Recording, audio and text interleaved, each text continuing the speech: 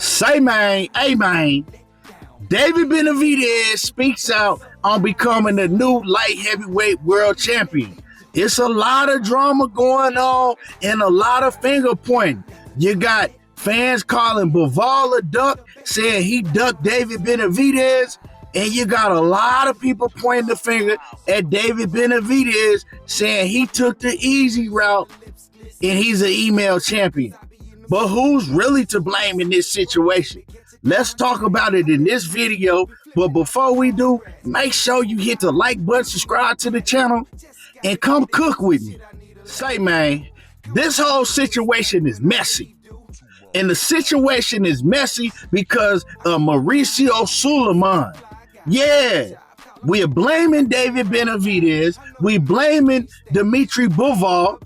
But Mauricio Suleiman is the one that should be getting all the blame. Now, David Benavidez, he came and he spoke out and he says, just got the news that Bivol decided to vacate the title instead of fighting me. Now, that makes me the WBC world champion at light heavyweight.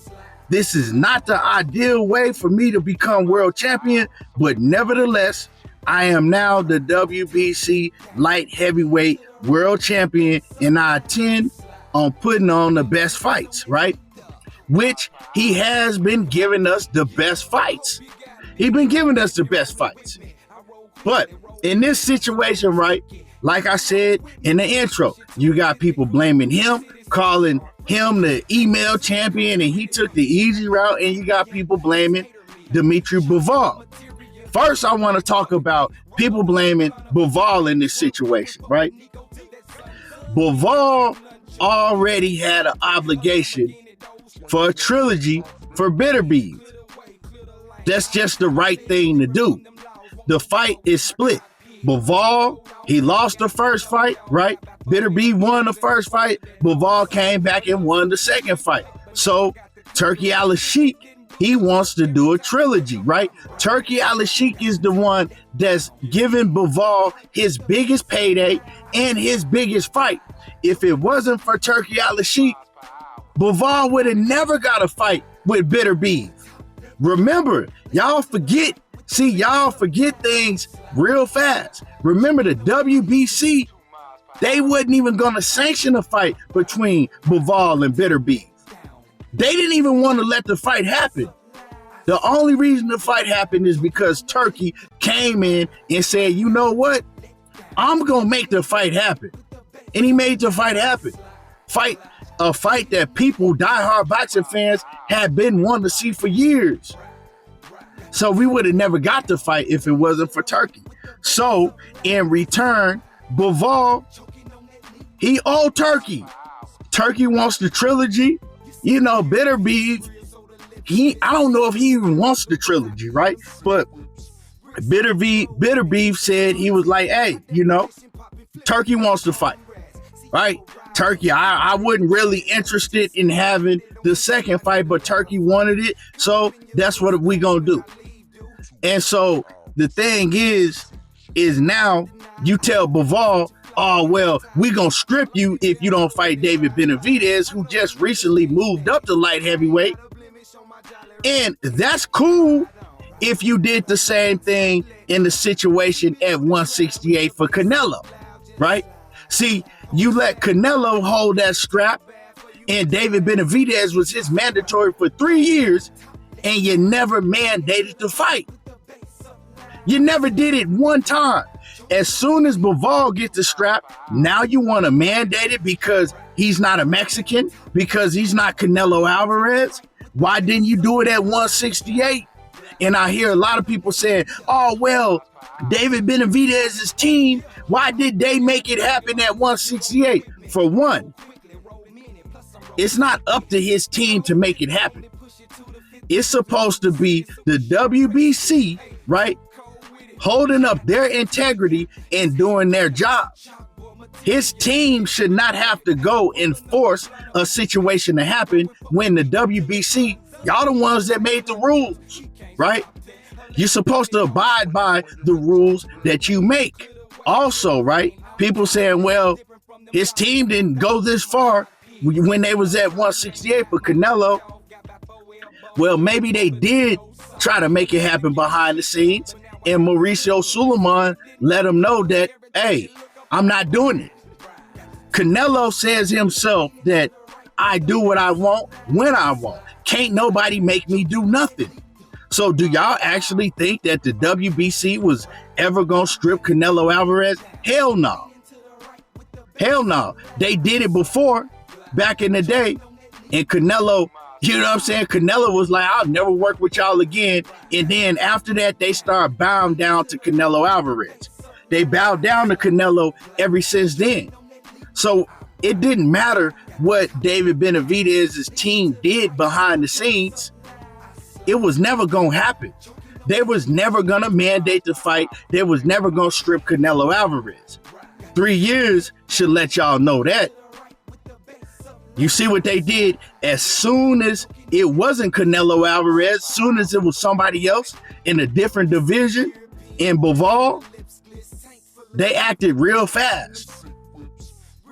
You know what I'm saying? They moved real fast. Now, for the people that saying that David Benavidez, blaming it on him, saying that he shouldn't have never let this happen, his team should have never done this. Look, man, I believe that David Benavidez should have waited and fought Callum Smith and then made an undisputed fight with Beterbiev with Bivol.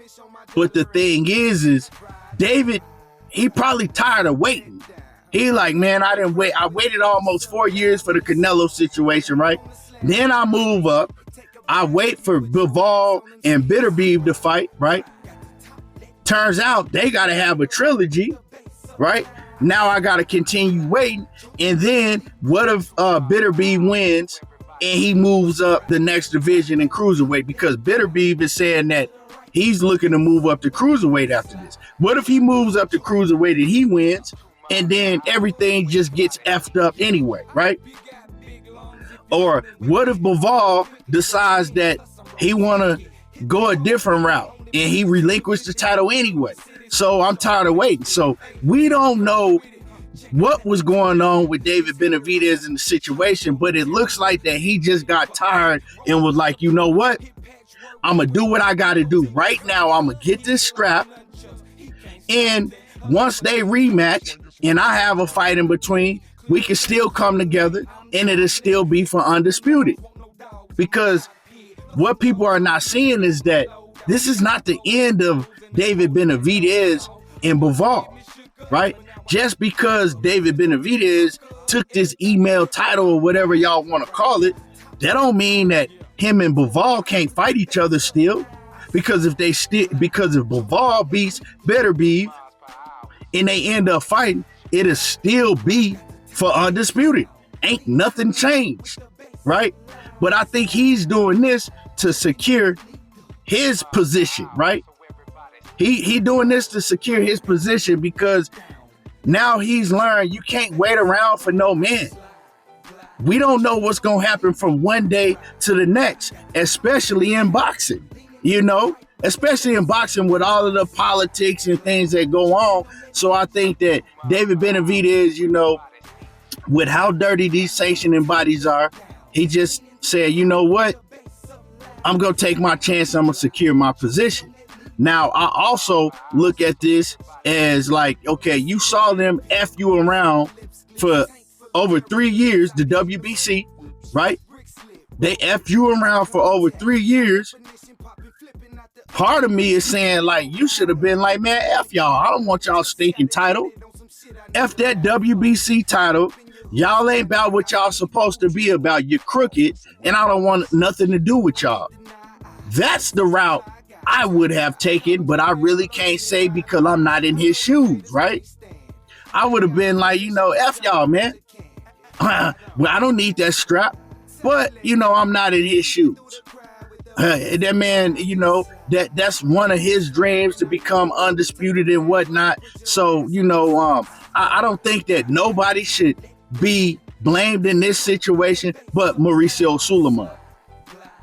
Blame Mauricio Suleiman, right, for not upholding his integrity in the rules that they put forth for the WBC and not moving how they should be moving, right? Because if Mauricio Suleiman was doing what he was supposed to be doing, they would have been stripped Canelo Alvarez for refusing to fight David Benavidez. And we wouldn't have none of this mess going on. So you can't look at one situation and one fighter and say, you know what, because he's bringing in a lot of money, I'm not going to abide by the rules. But then look at Bivol and say, you know what, I'm going to be straight by the rule book when it comes to him. Yeah, I'm going to abide by all the rules when it comes to him. That's just like y'all having a job, right? And the boss let the co-worker do whatever he wants. You know what I'm saying? The co-worker drop dirty, he come in high, the boss like, oh, that's cool. And then you do the same thing. The first time you do it, they fire you. Now they want to go strictly by the rule book. Is it right? Hell no. So, you know, that's the situation that we're talking about when it comes to Mauricio Suleiman and, you know, how he runs the WBC. So, man, we going to point the finger at Mauricio Suleiman. We're not going to be like, oh, why David Benavidez and his team didn't do this and why Bivol didn't fight. Nah, man, let's point the finger where the finger should be pointed. And that's how I feel about the whole situation. Make sure you hit the like button, subscribe to the channel, and y'all already know how I do. Diego talking that boxing again, and I'm gone.